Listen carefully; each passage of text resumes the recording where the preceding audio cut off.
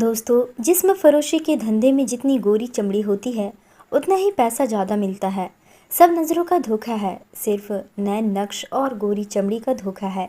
बाकी तो सारी औरतें अंदर से सब एक ही जैसी होती हैं, लेकिन ये मर्द जो है ना, इसकी फितरत है कि यह गोरी चमड़ी देखने के बाद अपना सब कुछ उस पर लुटाने के लिए तैयार हो जाता है।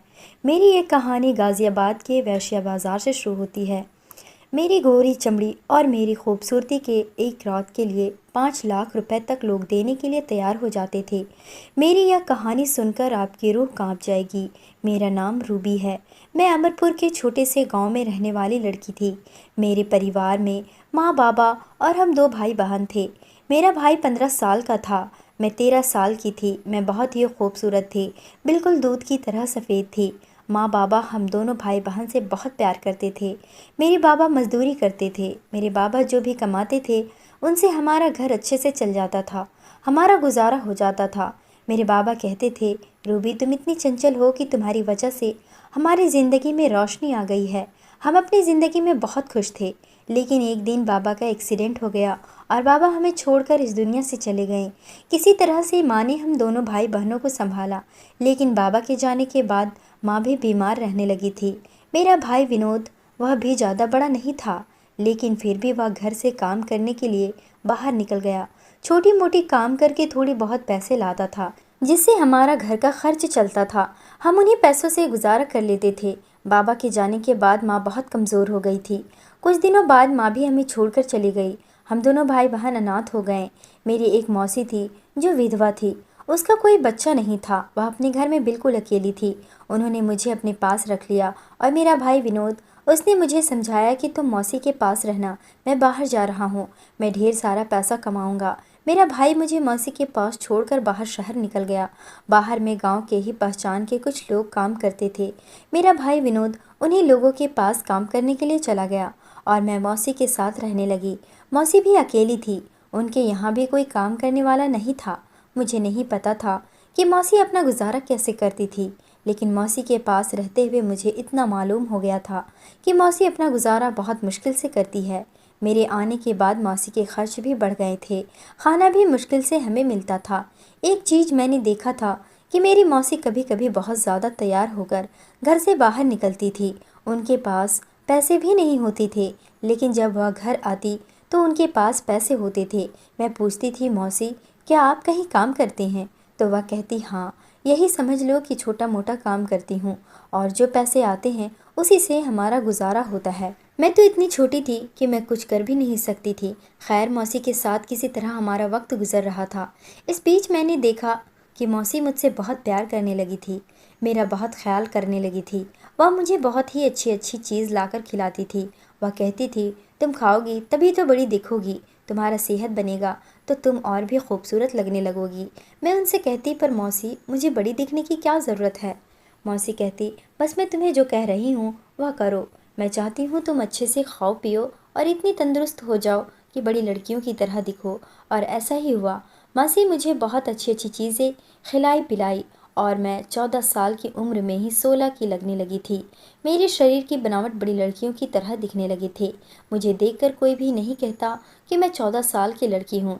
इतनी तंदुरुस्त हो गई थी कि मेरे शरीर के बनावट ऐसे दिखते थे जैसे कि 16-17 साल की लड़की हूँ। मैं खूबसूरत तो बहुत थी, लेकिन शरीर भरने के बाद मैं और भी ज़्यादा निखर गई थी और खूबसूरत दिखने लगी थी। मुझे नहीं पता मेरी मौसी ऐसा क्यों चाहती थी कि मैं बड़ी लड़कियों की तरह दिखूं। धीरे धीरे इसी तरह वक्त गुजर रहा था कि तभी एक दिन मैं मौसी को फ़ोन पर किसी से कुछ ऐसा बात करते हुए सुनी कि मेरे कदमों तले से ज़मीन खिसक गई। मेरी मौसी फ़ोन पर किसी को कह रही थी कि पैसे लेकर कब आ रहे हो? मैं पूरे के पूरे पैसे लूँगी, ना कम लूँगी ना ज़्यादा लूँगी, पूरे 5 लाख रुपए लूँगी। लड़की तैयार है, जल्दी से पैसे लेकर आज शाम को आ जाना। मौसी को ऐसी बात करते हुए मैं सुनी तो मैं समझ चुकी थी कि वह क्या कह रही है। मौसी मेरा सौदा कर रही थी। अब मैं समझी कि क्यों वह मुझे चाहती थी कि मैं बड़ी लड़कियों की तरह दिखूं। वह मुझे बेचने की तैयारी कर रही थी, वह मेरा सौदा कर रही थी। मौसी की ऐसी बातें सुनकर मैंने फैसला कर लिया कि अब जो हो जाए मुझे यहाँ से निकलना होगा, और ऐसा ही हुआ। मौसी अपने कामों में बिजी थी कि मैं चुपके से घर से निकल गई और स्टेशन की तरफ आई। मैं ट्रेन में बैठ गई। मुझे नहीं पता कि यह कहाँ जाने वाला है। मैं चाहती थी कि यहाँ से किसी तरह मैं भाग जाऊं। जब एक बार घर से मेरे कदम निकले तो फिर अब मुझे खुद भी पता नहीं था कि मैं कहाँ जाऊंगी। ट्रेन चलने लगता है, मुझे नहीं पता था कि यह ट्रेन कहाँ रुकेगी। थोड़ी देर के लिए मेरी आंख लग जाती है। जब मेरी आंख खुलती है तो मैं देखती हूँ ट्रेन रुकी हुई है। मैं उतर जाती हूँ। बोर्ड पर लिखा होता है गाजियाबाद। मुझे बहुत ज़ोरों की भूख लगी थी। मैं लोगों से कुछ पैसे मांग कर खाने के लिए कुछ खरीदती हूँ और खाती हूँ। मैं इधर उधर भटकती रहती हूँ। 2-3 दिन तक मैं इधर उधर भटकती रहती हूँ। मुझे नहीं पता था कि मैं कहाँ जाऊँ, किधर जाऊँ। एक दिन मैं स्टेशन पर सोई हुई थी कि तभी मेरे सामने एक नौजवान मर्द मेरे पास आया। वह मुझसे पूछने लगा, तुम्हारा नाम क्या है? तुम्हारे माँ बाबा कहाँ हैं? मैंने कहा, मेरा नाम रूबी है, मेरा इस दुनिया में कोई नहीं है। मैंने उस अंकल को अपने बारे में सब कुछ बता दिया। मैंने उनसे कहा कि मेरे माँ बाबा के मरने के बाद मैं अपनी मौसी के साथ रहती थी, लेकिन मौसी मेरा सौदा कर रही थी, मुझे बेचने जा रही थी, इसलिए मैं उनके पास से भाग आई हूँ। मुझे नहीं पता कि मैं कहाँ जाऊँ। वह कहने लगा, तुम परेशान मत हो, तुम मुझे अपना समझो, मैं तुम्हें अपने घर लेकर जाऊंगा, मैं तुम्हें रखूंगा। मैं खुश हो गई थी। मैं ये समझ ही नहीं पाई कि जिसको मैं अपना मसीहा समझकर अपना दर्द बयान कर रही हूँ वह एक हैवान है, और जिस चंगुल से मैं निकलना चाह रही थी, जिसके लिए मैं भाग करके आई थी, आखिर यह आदमी मुझे उसी दलदल में भेजने वाला है। खैर, मैं उसकी नीयत से बेखबर थी। वह अंकल मेरी सारी बातें सुनकर मेरे सर पर प्यार से अपना हाथ फेरता है। जैसे ही वह अंकल मेरे सर पर हाथ फेरता है, मेरी आंखों से आंसू छलक आते हैं और मैं उस अंकल के सीने से लग जाती हूँ। वह अंकल मुझे तसल्ली देता है और मुझे अपने साथ अपने घर ले जाता है। वह अंकल मुझे अपने घर ले जाकर मुझे मुंह हाथ धोने को कहता है, मुझे एक सुंदर सा कपड़ा लाकर देता है और कहता है, नहा धोकर तुम इसे पहन लेना। मैंने ऐसा ही किया। मैंने नहाया और यह खूबसूरत सा कपड़ा पहन लिया। इस कपड़े में मैं बेहद खूबसूरत लग रही थी। वह अंकल मेरे लिए ढेर सारी खाने पीने की चीज़ लेकर आता है।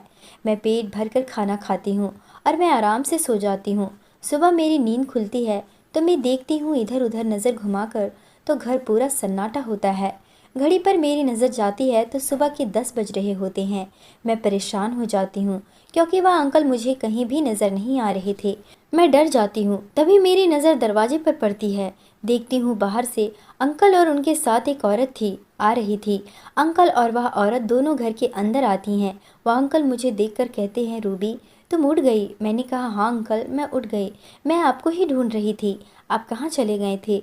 वह कहने लगी, देखो यह शकुनी बाई है, इसका कोई औलाद नहीं है। यह तुम्हें गोद लेगी, तुम्हारी माँ बनकर तुम्हें पालेगी, तुम्हें अपनी बेटी बनाना चाहती है। वह औरत दिखने में बहुत ही भद्दी सी थी, मोटी सी थी, उसके मुंह में पान था। मुझे उससे डर लग रहा था। मैंने कहा, अंकल क्या आप मुझे अपने साथ नहीं रख सकते? वह कहने लगी, नहीं रूबी, मैं तुम्हें अपने साथ नहीं रख सकता। मेरी बीवी है, मेरे बच्चे हैं। मेरी बीवी तुम्हें अपने पास कभी भी नहीं रखेगी। रूबी तुम उनके साथ जाओ, वह तुम्हें बहुत खुश रखेगी। इसका कोई औलाद नहीं है, तुम्हें बहुत प्यार करेगी और बहुत ही प्यार से रखेगी। नए नए कपड़े और तुम्हें जो चाहिए होगा वो तुम्हें मिलेगा। वह औरत कहने लगी, हाँ बेटा, मैं तुम्हें अपनी बेटी बनाकर रखूंगी, तुम मेरे साथ एक बार चलो तो सही। मैंने हाँ में सर हिला दिया। मेरे पास और कोई दूसरा रास्ता नहीं था। आखिर मैं कहाँ जाती, किसके पास जाती? मुझे बहुत ज़ोर की प्यास लगी होती है। मैं अंकल से पानी के लिए कहती हूँ। अंकल कहते हैं कि किचन उधर है, जाओ पानी पी लो। मैं पानी पीने के लिए जाती हूँ। मैं पानी पीकर किचन से बाहर निकलती हूँ कि तभी मेरे कानों में जो आवाज़ आती है उसे सुनकर मेरे पैरों तले से ज़मीन खिसक जाती है। अंकल और वह औरत दोनों एक दूसरे से बातें कर रहे थे।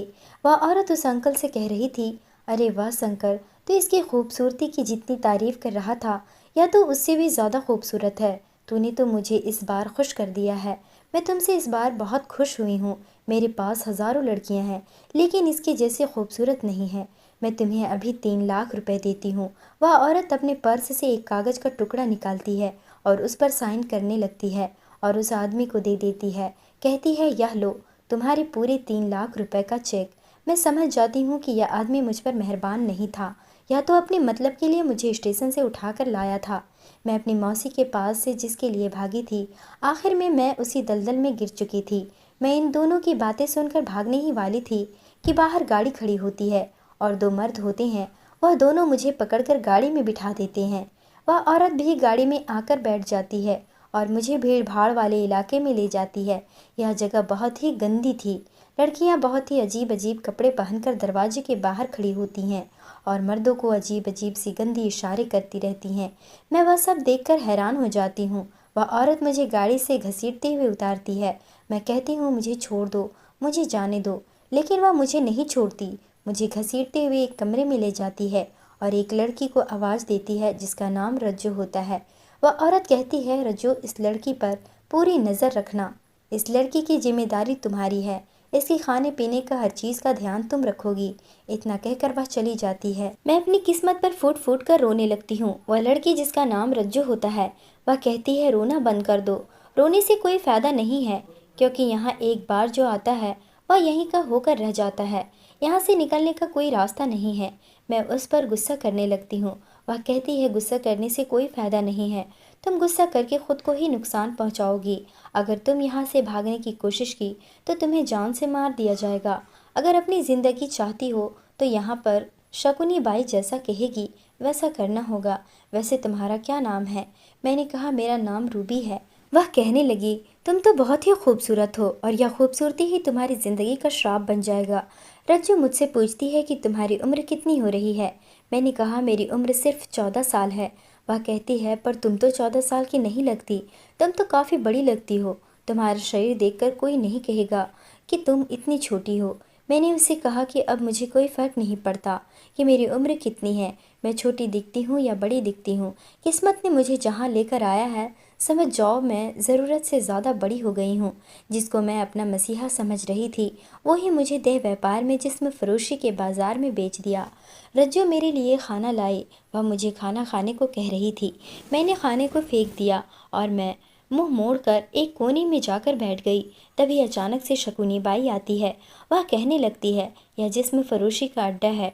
यहाँ पर नए नए लोग आते हैं और लड़कियों के साथ कमरे में बंद हो जाते हैं, और फिर वह जो कुछ भी उनके साथ करते हैं, ऐसे ही अब तुम्हारे साथ भी होगा।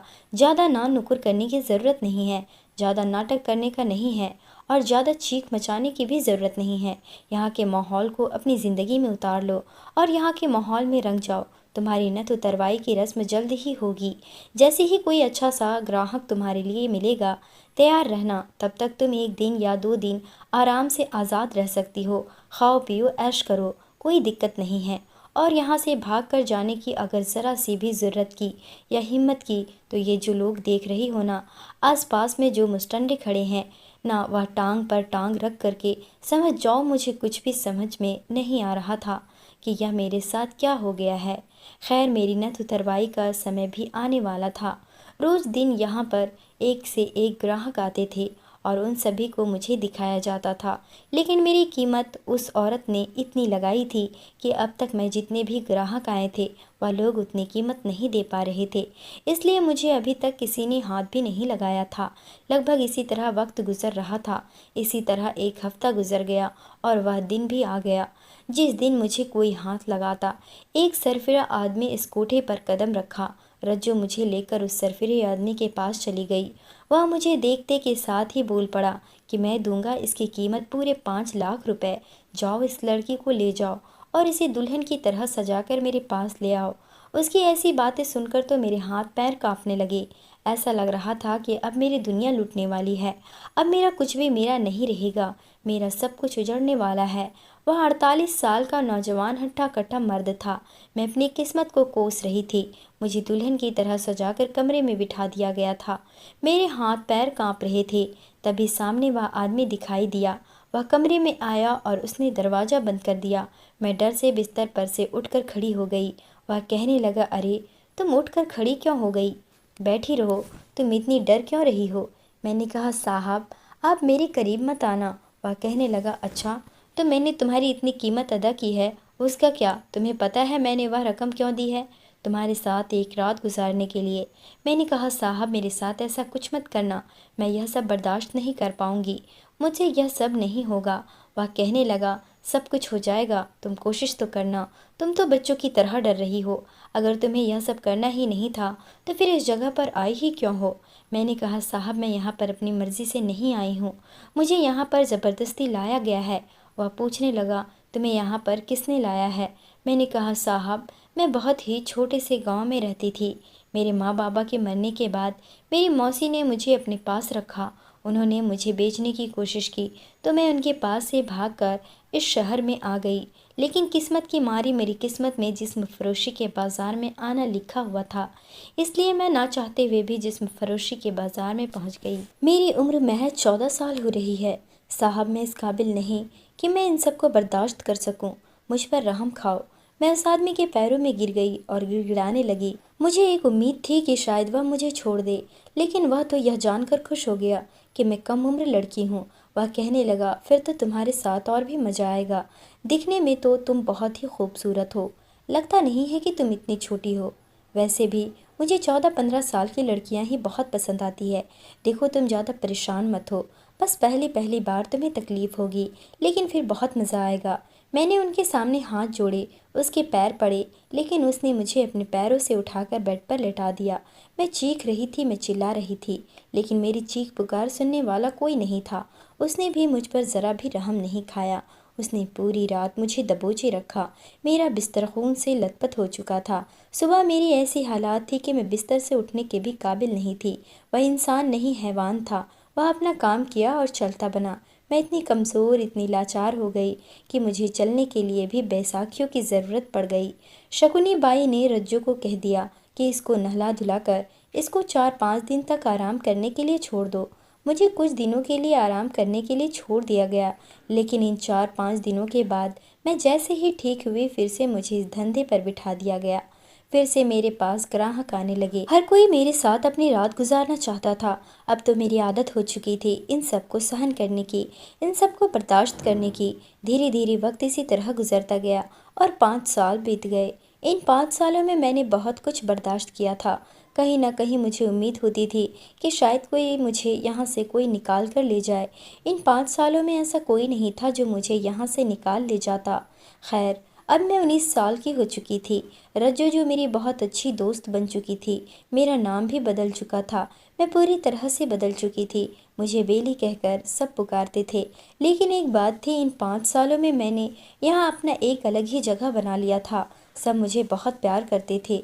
एक दिन रज्जो मेरे पास घुंघरू लेकर आ गई। वह कहने लगी, चलो न बेली, नाचते हैं। ये लो, घुंघरू पहन लो। मैं रज्जू को कहने लगी कि मुझे नाचना नहीं आता रज्जो, लेकिन रज्जो बहुत जिद करने लगी। वह कहने लगी, तुम मेरे साथ चलो तो सही। वहाँ बहुत सारी लड़कियाँ हैं जो नाचती हैं और बहुत बड़े बड़े लोग आते हैं और पैसे लुटाते हैं। मैंने कहा, चलो ठीक है। मैं रज्जू की बात मानकर उस महफिल में उसके साथ चली गई। मैंने अपने पैरों में घुंघरू बांध लिया। सारी लड़कियां वहां पर नाच रही थी। रज्जू भी मेरा हाथ पकड़कर लड़कियों के बीच ले गई। वहां जाते के साथ मुझे क्या हो गया था, मुझे समझ ही नहीं आया था। सभी लड़कियां जो नाच रही थी, घुंघरू की आवाज़ मेरे कानों में गूंजने लगी। इस आवाज़ से न जाने मुझे क्या हो गया। मेरे पैर अपने आप उठने लगे, उन घुंघरुओं के साथ ताल में ताल मिलने लगी और मैं नाचने लगी। पता नहीं मुझे क्या हो गया था। मेरे साथ जो भी बीता था वह मेरी आंखों के सामने आ गया था। इन घुंघरुओं की आवाज़ में मैं खो गई थी और मैं अपनी धुन में नाचने लगी थी। मेरे पैर रुकने के नाम ही नहीं ले रहे थे। वह पहली रात जिसमें उस आदमी ने मुझे बेहाल कर दिया था और मैं चीख रही थी, चिल्ला रही थी। मेरी आंखों के सामने वो रात घूम रही थी। मैं नाचने में इतनी धुन थी कि मेरे पैरों में बंधे घुंघरू सारे टूटकर जमीन पर बिखर चुकी थी। मुझे चक्कर आने लगे थे। मैं जमीन पर धड़ाम से गिर पड़ी। वहाँ पर पूरा सन्नाटा छा गया। तभी एक लड़के ने अपना हाथ आगे बढ़ाया और मेरा हाथ थामकर मुझे उठाया और कहा, तुम ठीक तो हो? मैंने कहा, जी साहब, मैं ठीक हूँ। रज्जू मेरा हाथ पकड़कर खींचकर मुझे ले जाने लगी। वह लड़का मुझे ही देखे जा रहा था। मुझे देखकर वह मुस्कुरा रहा था। मुझे पता था कि उसने मुझे देख लिया है। वह भी मेरी कीमत लगाएगा और मेरे साथ रात गुजारेगा। वैसे भी यहाँ हर कोई रात ही तो गुजारने आता है, किसी न किसी के साथ, वरना यहाँ कोई क्यों आएगा। और ऐसा ही हुआ। वह लड़का मुझे खरीद चुका था। मैं इतनी खूबसूरत थी कि मुझे कोई एक नज़र देख ले तो वह मेरे साथ रात गुजारता ही था। वह मेरे साथ एक रात बिताने के पूरे 1 लाख रुपए उसने शकुनी बाई को दे दिया। मैंने रज्जू से कह दिया कि उस लड़के को आज रात मेरे कमरे में भेज देना। वह लड़का कमरे में मेरा इंतज़ार कर रहा था। मैं उसके पास गई। मैंने दरवाज़ा बंद किया। मैंने अपने दुपट्टे को उतार कर बिस्तर पर रख दिया। मैंने कहा, चलो, टाइम वेस्ट मत करो, जल्दी से अपना काम निपटाओ और चलते बनो। वह कहने लगा, यह कैसी बातें कर रही हो? मैंने कहा, कैसी बातें कर रही हूँ? तुमने मेरी कीमत दी है तो क्या मेरी बकवास सुनने के लिए कीमत दी है? तुम जो करने आए हो वह करो और चलता बनो। वह कहने लगा, बहुत गुस्से में लगती हो, हमेशा ऐसे ही रहती हो या फिर मेरे साथ ऐसा कर रही हो? मैंने कहा, वह सब तुम्हें जानने की ज़रूरत नहीं है। वह कहने लगा, जानने की ज़रूरत कैसे नहीं है? वही तो जानने के लिए आया हूँ। मैंने कहा, क्या बकवास कर रहे हो तुम? क्या जानने के लिए आए हो? ज़्यादा जानने की कोशिश मत करो। वह कहने लगा, तुम्हें क्या लगता है कि मैं तुम्हारे पास क्यों आया हूँ? मैंने कहा, वही जो करने के लिए तुमने कीमत दी है। मेरे जिस्म को खरीद कर अब तुम पैसा वेस्ट तो नहीं करोगे? जाहिर सी बात है। वह हंसने लगा और कहने लगा, तुम आराम से बैठो। उसने दुपट्टा उठाया और मेरे सर पर डाल दिया। वह कहने लगा, मैं तो बस तुम्हारे साथ वक्त बिताने के लिए आया हूँ, कुछ करने के लिए नहीं। तुम्हारी आंखों में बहुत दर्द दिखता है। तुम्हें देखते के साथ मेरे दिल ने चाहा तुम्हें करीब से जानूं। मैं ज़ोर ज़ोर से हंसने लगी। मैंने कहा, अच्छा तो लोग यहाँ पर दिल की बात भी सुनते हैं? वह कहने लगा, हाँ क्यों नहीं। वह मुझसे पूछने लगा, अच्छा बताओ, तुम यहाँ पर ज़बरदस्ती आई हो या फिर अपनी मर्जी से यह काम कर रही हो? मैंने कहा, यहाँ पर हर लड़की अपनी मर्जी से काम नहीं कर रही, हर किसी की अपनी मजबूरी है। कोई अपना पेट भरने के लिए यहाँ पर काम कर रहा है, कोई मजबूरी में कर रहा है, कोई ज़बरदस्ती काम कर रहा है और कोई खुशी से कर रही है। सबका अपना मर्जी है। वह कहने लगा, मैंने सबके बारे में नहीं पूछा, मैं सिर्फ तुम्हारे बारे में जानना चाहता हूँ। मैंने कहा, अच्छा तो मेरे बारे में जानना चाहते हो तो सुनो, मैं यहाँ अपनी मर्जी से नहीं, मेरी किस्मत ने मुझे यहाँ घसीट कर लाया है। मैंने अपनी पूरी कहानी उस लड़के को बताई। वह मेरे साथ रात भर एक कमरे में ही रहा, लेकिन उसने मुझे छुआ तक नहीं था। सुबह होते के साथ वह चला गया। मैं भी हैरान थी कि जब उसे कुछ करना नहीं था तो वह मेरे पास आया ही क्यों। खैर, दिन इसी तरह गुजर रहा था। मैं भी उसकी ऐसी हरकतों से बेचैन हो गई थी। वह लड़का आखिर मेरे बारे में जानकर कहाँ गायब हो गया था और उसने मुझे हाथ क्यों नहीं लगाया? मैं इतनी खूबसूरत थी कि कोई मेरी कीमत देकर ऐसा हो ही नहीं सकता था कि मुझे कुछ न करे। वह अपना पूरा पैसा वसूल करके जाता था, लेकिन उसने मुझे हाथ भी नहीं लगाया। ऐसा क्यों? मैं उसके बारे में ही सोचती जा रही थी। फिर मुझे पता चला कि उसी लड़के ने आज फिर मुझे ख़रीदा है। मैंने सोचा आज मैं उससे पूछ कर ही रहूँगी कि वह ऐसा क्यों कर रहा है। तभी मैं कमरे में बैठी उसका इंतज़ार कर रही थी। वह कमरे में आया और उसने दरवाज़ा बंद किया और धीरे धीरे मेरे करीब आने लगा। मैंने कहा, अच्छा तो उस दिन कुछ करने का मन नहीं था, आज पूरा मन बनाकर आए हो? वह कहने लगा, हाँ आज मन कर रहा है। धीरे धीरे वह मेरे बहुत करीब आ चुका था। उसकी गर्म गर्म सांसें मेरे कानों के पास आ रही थी। वह कहने लगा, क्यों, मैं तुम्हारी गोद में सर रखकर सो सकता हूँ? मैंने कहा, हाँ क्यों नहीं, सो सकते हो, तुम्हें पूछने की ज़रूरत नहीं है, आखिर तुमने मेरी कीमत जो दी है। तभी उसने मेरे मुंह पर अपनी उंगली रख दी। वह कहने लगा, अब बस भी करो, तुम्हें बस कीमत दिखाई देता है, मेरी आंखों में तुम्हारे लिए कुछ दिखाई नहीं देता कि मैं तुम्हारे पास क्यों आया हूँ, किस लिए आया हूँ। मैं बिल्कुल खामोश हो गई और आगे जो उसने बात कही उसे सुनकर मेरे होश उड़ चुके थे। उसने अपनी मोहब्बत का इजहार किया। वह कहने लगा, बेली मैं तुमसे बहुत प्यार करता हूँ और तुमसे शादी भी करना चाहता हूँ। उसने इस तरह से मोहब्बत का इजहार किया तो मैंने भी हाँ कह दिया। कहीं ना कहीं वह भी मेरे दिल में घर बना चुका था, क्योंकि ऐसा आज तक नहीं हुआ था कि कोई मेरे साथ एक कमरे में हो और वह मुझे ना छुए। खैर, वह कहने लगा, अगर तुम मेरा साथ दो तो मैं तुम्हें यहाँ से निकालना चाहता हूँ। मैंने कहा कि मुझे यहाँ से निकालना बड़ा ही मुश्किल है। मैंने अगर यहाँ से बाहर कदम रखा तो वह देख रहे हो दो बड़े बड़े मुस्टंडे जो हैं वह मुझे जान से मार देंगे। लेकिन वह कहने लगा, अगर तुम मेरा साथ दोगी तो मैं तुम्हें यहाँ से निकाल लूँगा। मैंने कहा, ठीक है। इतना कहकर वह मेरे पास से चला गया। एक हफ्ता बीत गया लेकिन उसकी कोई खबर नहीं थी। तभी एक दिन अचानक मैं अपने कमरे में बैठी हुई थी कि चारों तरफ शोर मचने लगा। मैं बाहर निकल कर देखी तो मैंने देखा चारों तरफ पुलिस की भीड़ जमी हुई थी। मैं घबरा गई थी, पर उस पुलिस वालों के साथ मैंने उस लड़के को देखा जिसका नाम प्रेम था। उसने मुझे इशारे से बता दिया कि इन पुलिस वालों को वह लेकर आया है। वह मेरे पास आया है और कहने लगा, इन पुलिस वालों को मैं लेकर आया हूँ। मैं उसका हाथ पकड़कर किनारे ले आई। मैंने कहा, प्रेम तुमने ऐसा क्यों किया? तुम्हें ऐसा नहीं करना चाहिए था। तुम तो कह रहे थे कि मुझे यहाँ से निकाल कर ले जाओगे, लेकिन तुमने तो यहाँ का सारा मामला ख़राब कर दिया। पुलिस वाले सबको अरेस्ट कर लेंगे। प्रेम कहने लगा, बेली तुम परेशान मत हो, मैंने इन पुलिस वालों को बता दिया है कि कि यहाँ बहुत सारी लड़कियां हैं जो ज़बरदस्ती इस काम को कर रही हैं। उन्होंने कहा है कि अगर ऐसा है तो उन सारी लड़कियों को आज़ाद करने का जिम्मा मेरा है। अगर पुलिस वाले तुमसे पूछे तो अपनी सारी हकीकत उन पुलिस वालों के सामने बता देना। मैंने कहा ठीक है। प्रेम मेरा हाथ पकड़कर उन पुलिस वालों के सामने लेकर गया। पुलिस वाले कहने लगे, यही वह लड़की है जिसे तुम अपने साथ लेकर जाना चाहते हो। प्रेम कहने लगा, हाँ, इसका नाम बेली है। आप इससे जो पूछना चाहते हैं पूछ सकते हैं। एक पुलिस वाले ने प्रेम को कहा कि तुम इसे इस जगह से निकाल कर कहीं दूसरी जगह बेच तो नहीं दोगे, तुम इसे शादी करोगे ना? प्रेम कहने लगा, सर ऐसा नहीं है, मैं बेली से बहुत प्यार करता हूँ और इससे शादी भी करना चाहता हूँ। पुलिस वालों ने जब मुझसे पूछा तो मैंने भी अपनी सारी कहानी पुलिस वालों को बता दी। मैंने कहा कि मैं भी प्रेम से शादी करने के लिए तैयार हूँ। प्रेम ने सबके सामने मेरी मांग भर दी। रज्जू भी मेरे लिए बहुत खुश थी। वहाँ पर काफ़ी ऐसी लड़कियाँ थीं जो अपनी मर्जी से काम कर रही थी, अपनी खुशी से काम कर रही थी, और काफ़ी ऐसी लड़कियाँ थीं जो ज़बरदस्ती यहाँ पर कैद थी। उन सारी लड़कियों से पूछताछ करके उनकी मर्जी पर छोड़ दिया गया। वह चाहती तो यहाँ पर रह सकती थी और जाना चाहती तो यहाँ से आज़ाद होकर जा सकती थी। खैर, प्रेम ने मेरा हाथ थाम लिया। मैं प्रेम के साथ उस बदनाम गली से निकल आई। आज मैं पूरी तरह से आज़ाद हूँ। मैंने प्रेम के साथ अपनी ज़िंदगी की नई शुरुआत की।